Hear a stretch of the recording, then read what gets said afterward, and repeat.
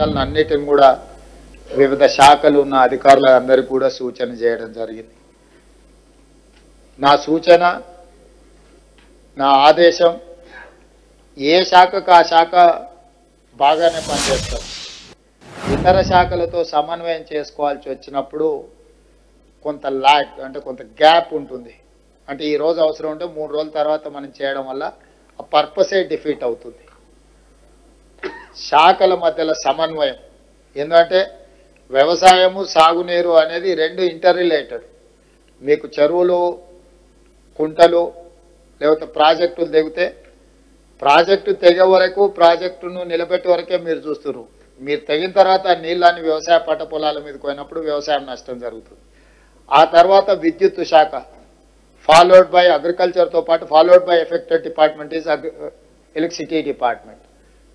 సబ్స్టేషన్లు కానీ, ట్రాన్స్ఫార్మర్లు కానీ, కరెంట్ పోల్స్ కానీ ఇవి. దీని followed by R and B and Panchayati Raj, రోడ్లు తెగిపోవడం. వాటికి తెలియదు ఆర్ఎండ్బి రోడ్ ఏది, పంచాయతీరాజ్ రోడ్ ఏది, ఇట్లా వాటర్కి అదేం తెలియదు. రోడ్డు అంటే రోడ్డు అడ్డం వచ్చింది తెగుతున్నది. మనకు తెలిసి ఈ డిపార్ట్మెంట్ వేరు, ఆ డిపార్ట్మెంట్ వేరు అని. అదేవిధంగా మున్సిపల్ పట్టణ ప్రాంతాలలో ఉండే వీటి సమస్యలు. సో ఈ రకంగా రకరకాల డిపార్ట్మెంట్స్, తాగునీరు, ఇవన్నీ కూడా ఒక్కొక్క డిపార్ట్మెంట్ మనం పరిపాలనా సౌలభ్యం కోసం రకరకాల శాఖలను ఏర్పాటు చేసుకున్నాం. వీళ్ళందరినీ సమన్వయం చేయడానికి కలెక్టర్ వ్యవస్థ తెచ్చుకున్నాం.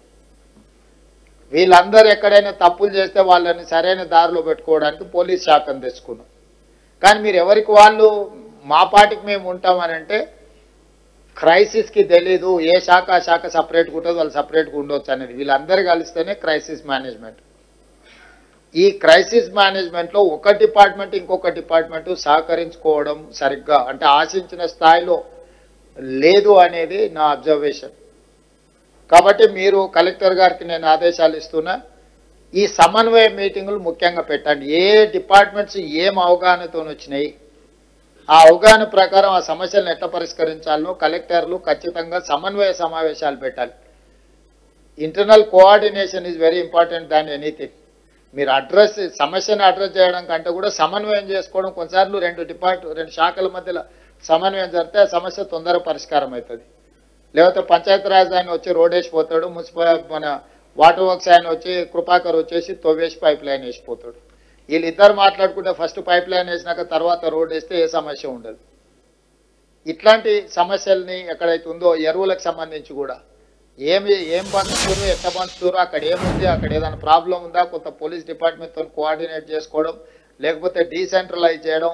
ఇప్పుడు 30-40 వేల జనాభా ఉండే మండలానికి 2 షాపులు పెట్టిండ్రు అనుకోండి, దాదాపుగా 10,000 మంది రైతులు ఒకటే రోజు వచ్చి కూర్చుంటే ప్రాబ్లం అవుద్ది. వాళ్ళకి ముందే టోకెన్లు ఇచ్చి నీది 6 తారీఖు, నువ్వు 7 తారీఖు, నువ్వు 8 తారీఖు స్టాక్ వస్తే దీని ప్రకారం తీసుకోండి అని అగ్రికల్చర్ ఏఈలు క్షేత్రస్థాయికి వెళ్ళి గ్రామాలను పిలిచి, ఇప్పుడు రైతు వేదికలు ఉన్నాయి.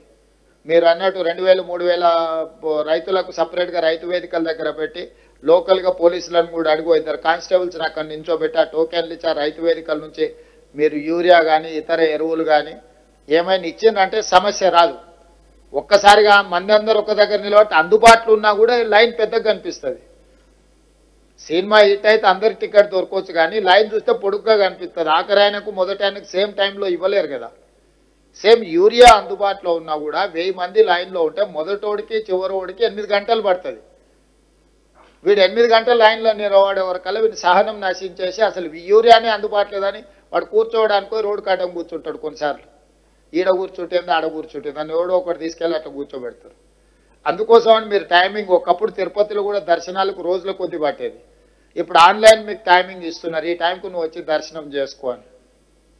సేమ్ అట్లనే లోకల్గా ఈ యూరియాకి సంబంధించి కానీ ఇట్లాంటివి ఏమైనా ఇష్యూస్ వస్తే వాటిని కొంత మీరు సమన్వయం చేసుకోవాల్సిన అవసరం ఉన్నది.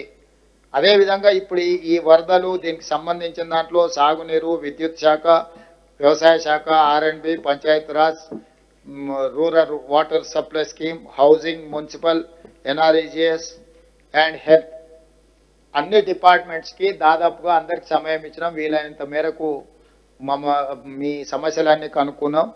హెల్త్ డిపార్ట్మెంట్ ఒక్కరే మమ్మల్ని అభినందించారు, మేము కూడా వాళ్ళని అభినందిస్తున్నాం.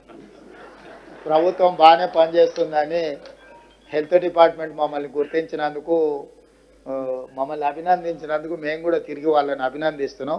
కానీ మేము అభినందించినాం కదా అని వాళ్ళు పని చేయకుండా ఊరుకుంటామంటే ఏం కుదరదు. అభినందనలు వేరు, పని వేరు. కాబట్టి ఖచ్చితంగా ఈ సమావేశంలో పాల్గొన్న అందరు అధికారులకు, ప్రజాప్రతినిధులకు సమస్య వచ్చినప్పుడు రాజకీయాలకు అతీతంగా మనం వ్యవహరించాలి. After all we are human beings, మానవత్వంతో వ్యవహరించాలి. అది అధికారులైనా, ప్రజాప్రతినిధులైనా, ప్రజల అవసరాలకు, ప్రజల యొక్క సమస్యలు పరిష్కరించడానికి మనం ఉన్నాం. ఇది కామారెడ్డి ఈ జిల్లా ఒక మోడల్ డిస్ట్రిక్ట్ లాగా క్రైసిస్ మేనేజ్మెంట్కి కావాలి. దీనికి సంబంధించిన ప్రజాప్రతినిధులు, అధికారులకు కూడా నేను కొన్ని సూచనలు చేసిన. ఈ సమీక్షా సమావేశంలో తీసుకునే నిర్ణయాలు పకడ్బందీగా ఈ జిల్లాలో అమలు చేస్తే ఇదే విధానాన్ని ఇతర జిల్లాలలో కూడా ఆచరించడానికి మాకు అవకాశం ఉంటుంది. మళ్ళీ 15 days తర్వాత నేను సమీక్ష చేస్తా. ఈ లోపల జిల్లాకు సంబంధించి మా డాక్టర్ నిజామాబాద్ రూరల్ ఎమ్మెల్యే గారు, మా జుక్కల్ ఎమ్మెల్యే గారు, మా మిగతా ఎమ్మెల్యేలు కామారెడ్డిలనే అన్న సార్ అన్ని మంజూరీలు ఇచ్చిపోయిండు, ఎల్లారెడ్డి కామారెడ్డి ఎమ్మెల్యేలకే లాభం అవుతుంది, మా సంగతి ఏం లేదని కొంచెం ఆలోచన చేస్తున్నట్టు నేను మా శ్రీతక్కకు సూచన చేస్తున్నా.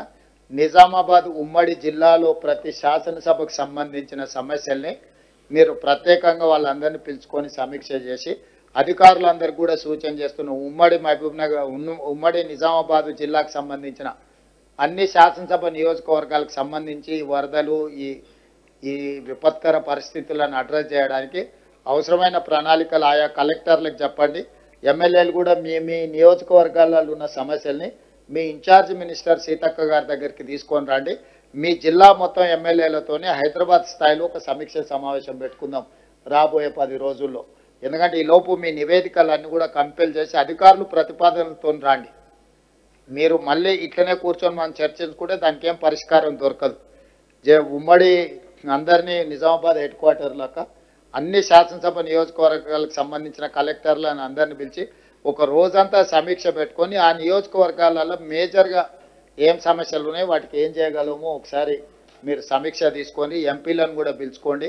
సురేష్ షెట్కర్ గారిని, అదేవిధంగా నిజామాబాద్ ఎంపీ అరవింద్ గారిని కూడా మీరు ఇన్వైట్ చేయండి.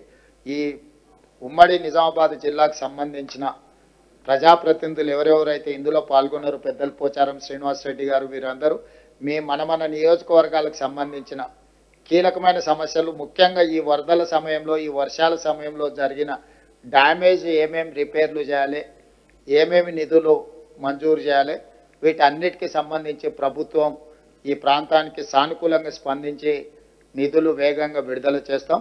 ప్రణాళికబద్ధంగా అంచనాలు తయారు చేయండి. అందాజ మీద చేయడము టెంపరీ కోసం, టెంపరీ అనేది ఫ్లడ్స్ వచ్చినప్పుడు అడ్రస్ చేసేది, మీరు తర్వాత చేసుకునేదంతా కూడా పర్మనెంట్గా. చివరిగా నా సూచన, కేంద్ర ప్రభుత్వం నుంచి ఎంత వస్తే అంత నిధులు రాబట్టుకోవాలి.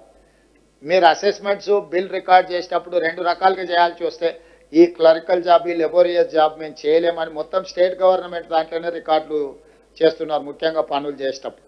నేను స్పష్టంగా చెప్తున్నా, కేంద్ర ప్రభుత్వం నుంచి ఎంత తీసుకోవడానికి అర్హత ఉందో మీరు అంత అమౌంట్ అందులో రికార్డ్ చేయండి. మిగతాది స్టేట్ గవర్నమెంట్ ఇచ్చినట్టుగా బిల్ రికార్డ్ చేయండి. ఇది కొంచెం ఒక ఎక్స్ట్రా అవర్ పనిచేయాలి బిల్ రికార్డ్ చేసేటప్పుడు.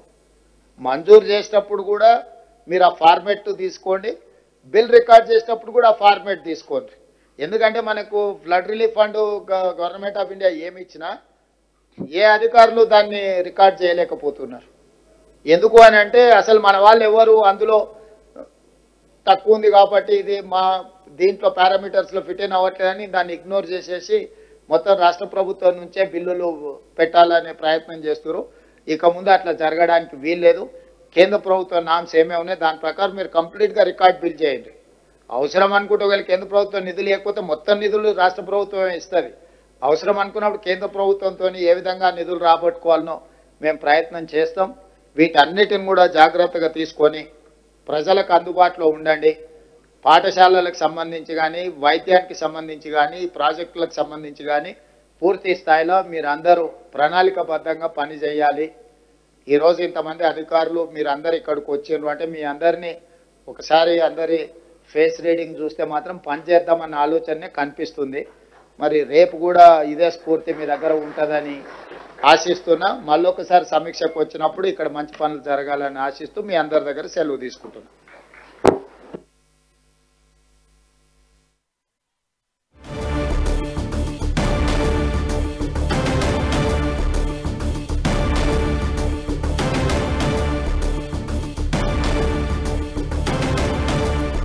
కామారెడ్డి కలెక్టరేట్లో తెలంగాణ సీఎం రేవంత్ రెడ్డి సమీక్ష సమావేశం నిర్వహించారు. ఈ నేపథ్యంలో అధికారులకు పలు కీలక సూచనలు చేశారు. కామారెడ్డి జిల్లా ఎల్లారెడ్డిలో వరద పరిస్థితిపై పరిశీలించిన అనంతరం ఇంట్రెస్టింగ్ కామెంట్స్ చేశారు. అధికారులు శాఖల మధ్య సమన్వయం ఉండాలి, వరద నష్టాన్ని అంచనా వేయాలి, ఆశించిన స్థాయిలో సమన్వయం కనిపించట్లేదు, అవసరమైతే ఎమ్మెల్యేలు ఎంపీల సహాయం కూడా తీసుకోండి, కానీ రైతులు కావచ్చు ప్రజలు కావచ్చు ఎక్కడ కూడా ఇబ్బందులు లేకుండా చూసుకోవాలని కూడా ఇంట్రెస్టింగ్ కామెంట్స్ చేశారు తెలంగాణ సీఎం రేవంత్ రెడ్డి.